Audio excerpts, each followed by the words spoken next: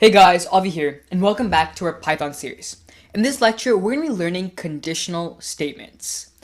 Now, the core concept of conditional statements is an if and else case. If something is happening, we want something to happen.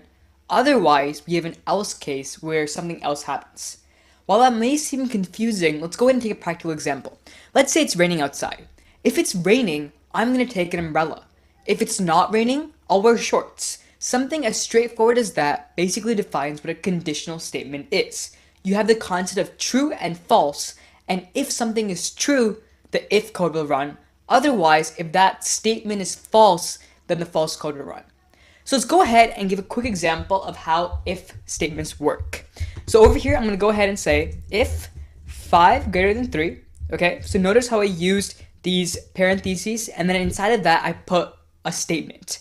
This statement has to result to either true or false, okay?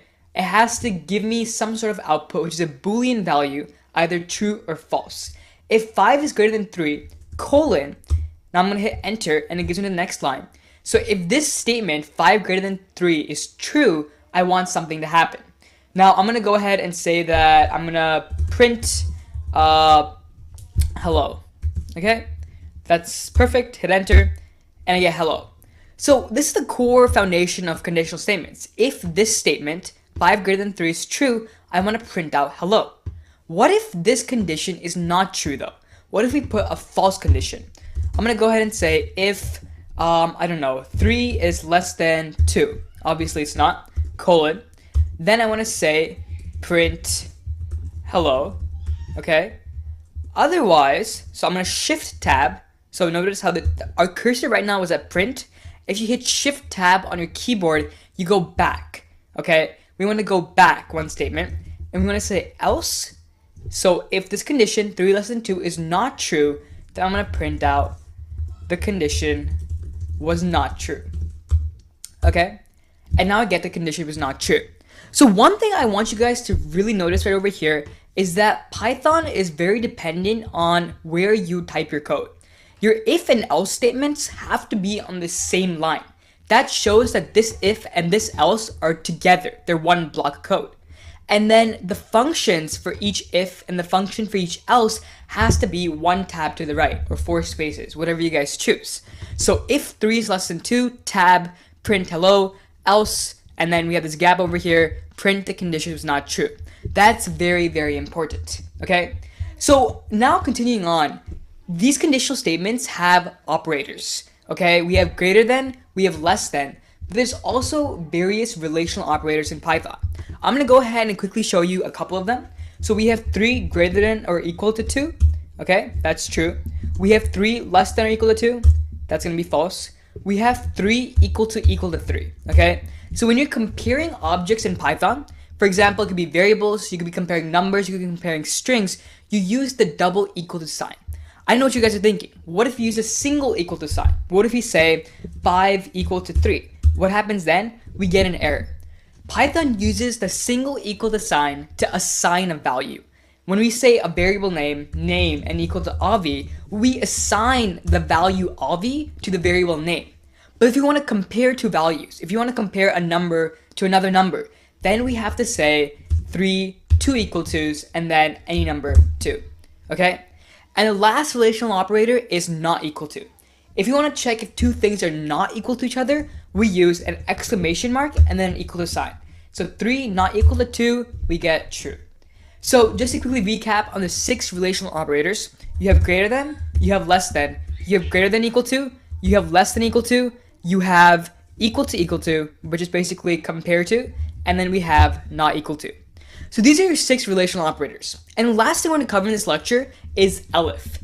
Say we have a number and we have different ranges. I'm going to go ahead and create an age variable, set this equal to 16, okay? Now I'm going to go ahead and say, if my age is less than 13, if my age is less than 13, I'm going to say print out you are young, okay? Now I want to create a condition for when my age is between 13 and 18. Okay, right now, all we know is if and else.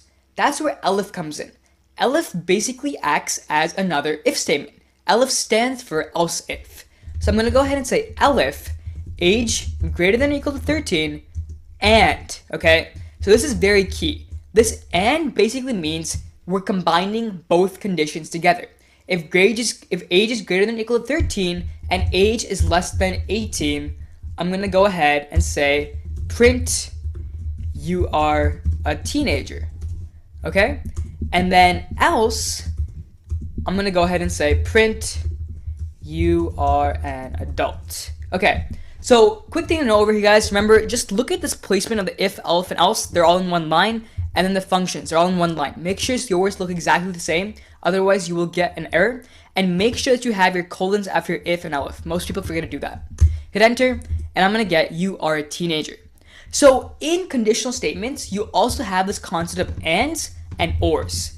Ands basically combine both conditional statements. If I say if 5 is greater than 3, and, so if 5 is greater than 3, and 2 is greater than 1, print hi, I'm going to get hi, because both of these conditions return true.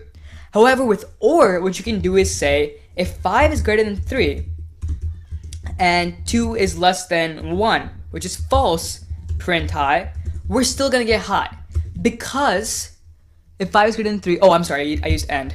Okay, so if 5 is greater than 3, I'm going to make this or, and print hi. We're still going to get hi because of the or condition. What or does is it basically checks both conditions, and if one of them is true, just one has to be true, then it will result the entire condition to be true. So there's two main sort of these comparators, and an or, and make sure that both of the conditions are true, or just checks to see if one of them is true. Alright, so let's do a quick recap of conditional statements. First of all, there's if and else. If some condition is true, perform a function. Else, which is basically the backup option, do another function.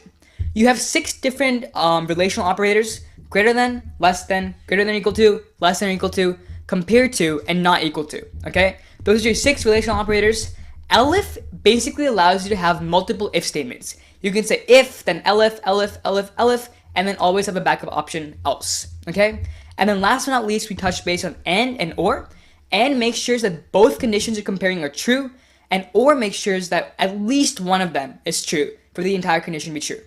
Anyways, thanks for listening, guys. Hopefully conditional statements made sense to you. Don't forget to like, share, and subscribe, and I'll see you in the next video.